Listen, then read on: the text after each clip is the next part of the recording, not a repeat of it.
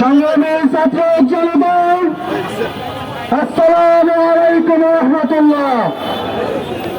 আপনারা জানেন চট্টগ্রাম বিশ্ববিদ্যালয়ে আমার শিক্ষার্থী ভাই বোনদের উপরে সন্ত্রাসী হামলা হয়েছে।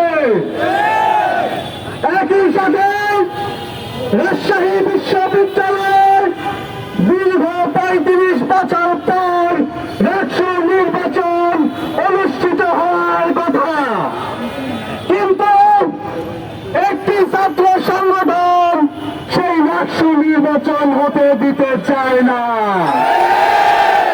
আপনারা জানেন সেই ছাত্র সংগঠনের পরিচয় কি?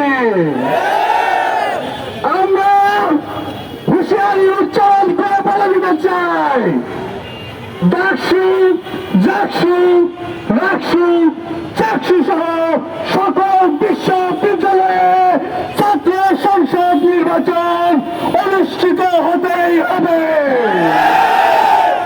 এই ছাত্র সংশোধন, এই ছাত্র সংসদ নির্বাচন অনুষ্ঠিত হওয়ার পথে যারাই বাধা দিতে আসবে, সারা বাংলাদেশের সকল শিক্ষার্থীদের সাথে নিয়ে ঠিক যেভাবে জুলাইয়ে আমরা একত্রিত হয়েছিলাম, আমরা সকল ছাত্র মিলে একত্রিত হয়ে সেই নব্য ফ্যাসিস্টের বিরুদ্ধে আবার দাঁড়িয়ে যাব।